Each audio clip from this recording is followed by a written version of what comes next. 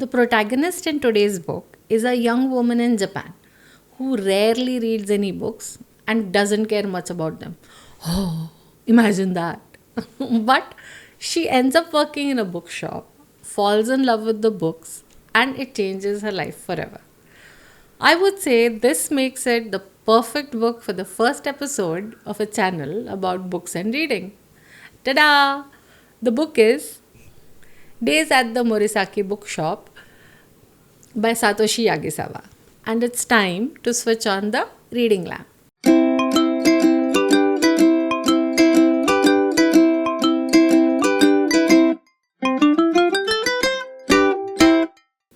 Hello, I'm Ashu, and on this channel, The Reading Lamp, I review books and talk about reading in general. Now, let's have a look at the details of today's book. Facts and figures. Days at the Morisaki Bookshop is the debut novel of Satoshi Yagisawa. The genre is realistic fiction. It was first published in the Japanese language in 2009 and it won the Chiyoda Literature Prize for that year. It was translated by Eric Ozawa and published in English in 2023 by Manila Press. This little book is about 150 pages long and you could finish it in half a day if you have the weekend off. In fact, that is exactly what I did. I came across the book quite by accident.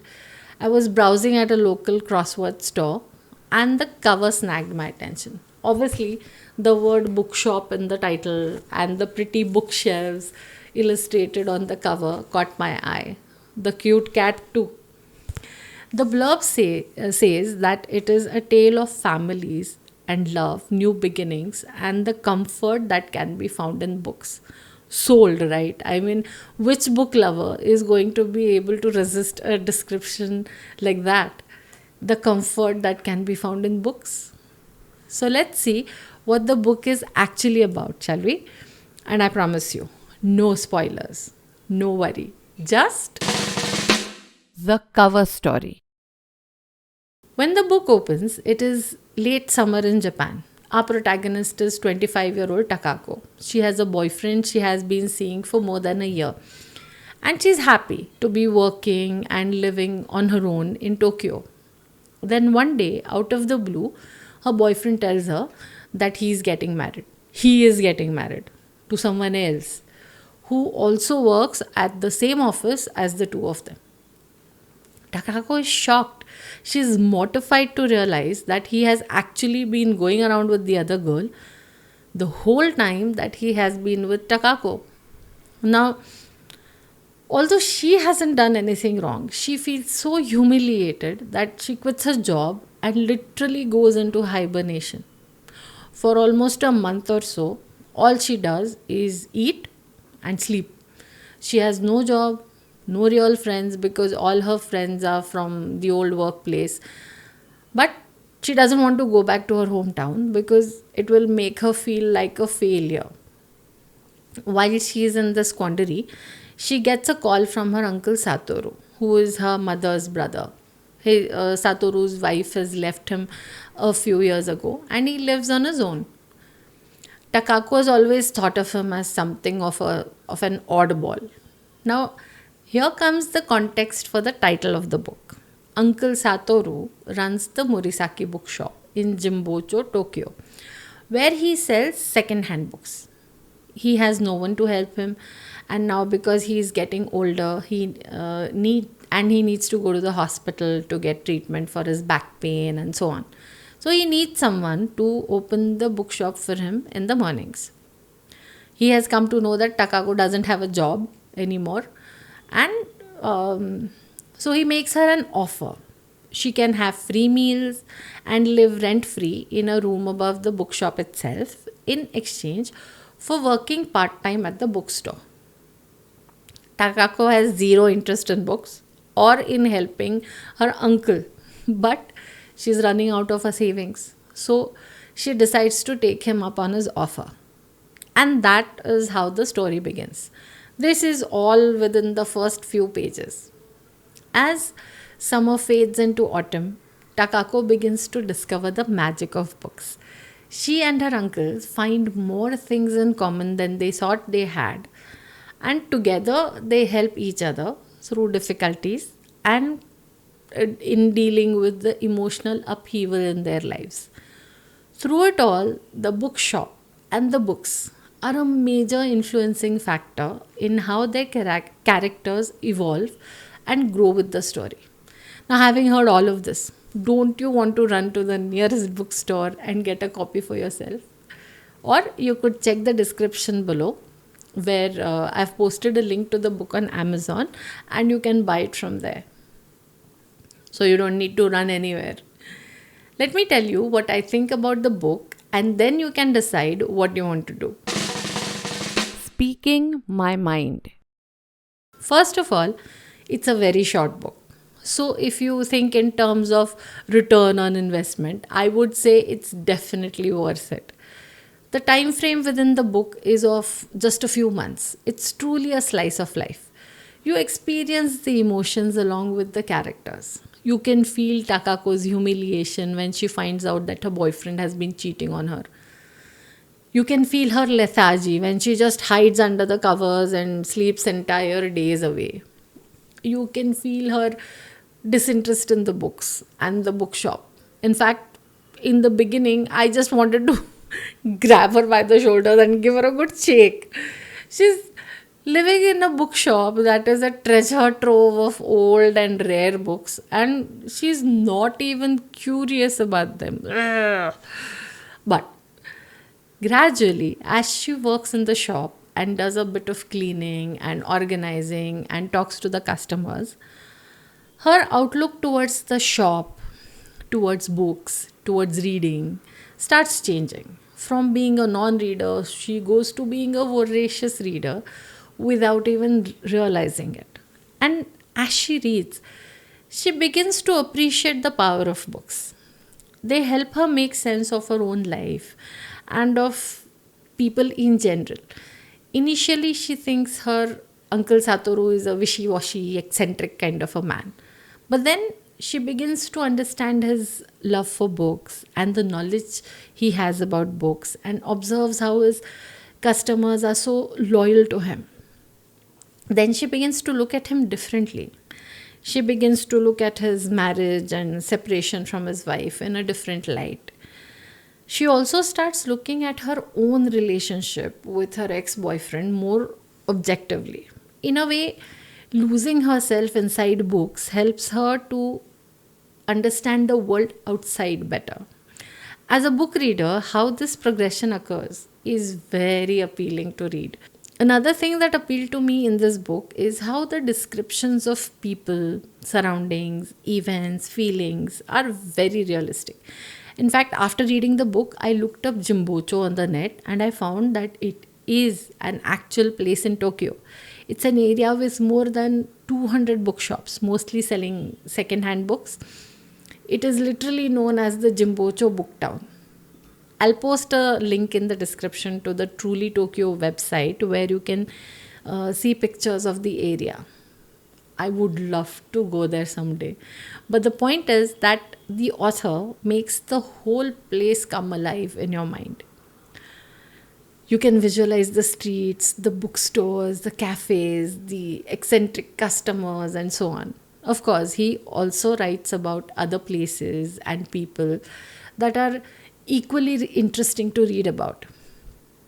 There are a few times when you can make out that this is a translation because, no matter how effective a translation is, there is always going to be a slight tinge of this is not the language in which this book was written originally.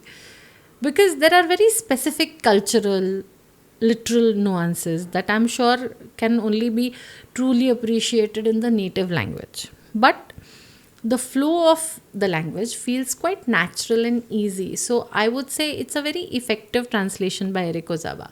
If you know Japanese, you might have already read the original book, or if not, then you should definitely do it. If I knew Japanese, I know I would have loved to read it in the original. But since I don't, I think this is the next best thing. It is a very well done translation. The book has an easy flow to it. The language is almost what you would call chatty, not flowery. A book that takes you along gently, like you're floating down a river. Not so much one that will make you want to underline or highlight passages and so on. It's easy reading. But there is one sentence that struck a chord with me. It explains why one of the characters finally chose to settle down in a particular place. So it's time for Quote unquote. no matter where I went, no matter who I was with, if I could be honest with myself, then that was where I belonged. Let's take a minute and let that sink in. Doesn't matter what is outside. If I can be honest with myself, that is where I belong. So simple and yet so profound. I love this quote. Okay, that brings us to our official LINEDSCAPE rating.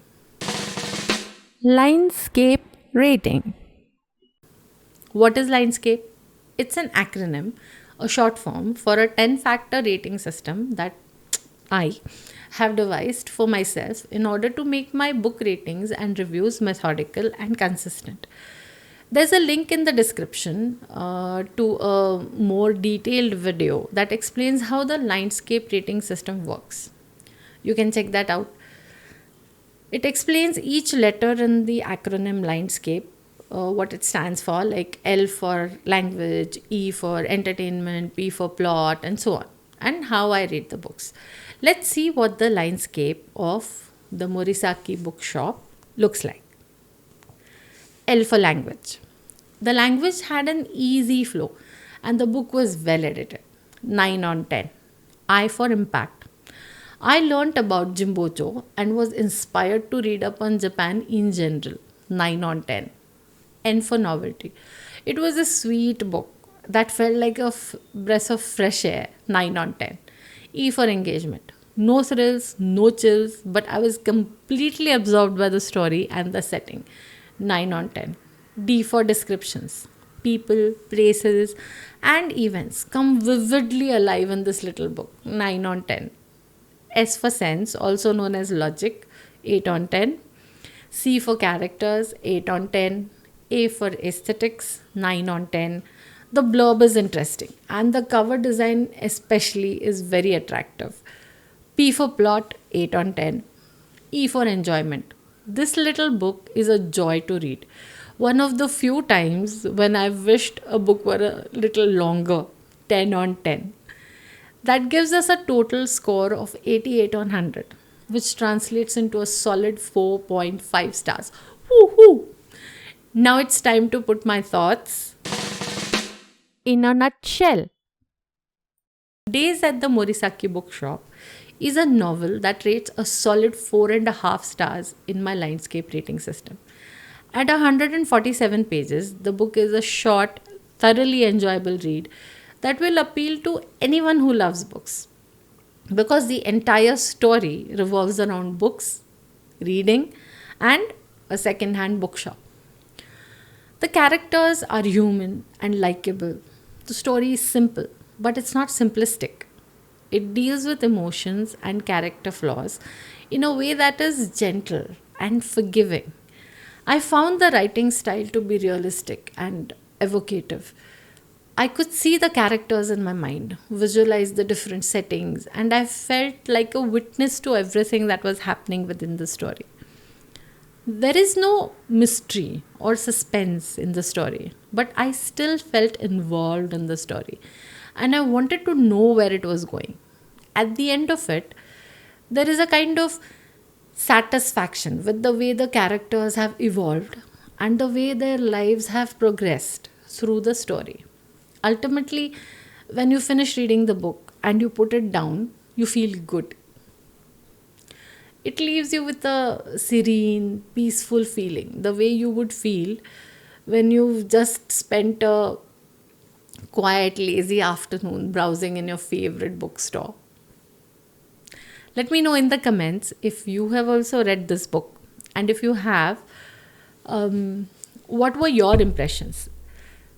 If you haven't, then I recommend reading it. So go get your copy and dive into this little gem.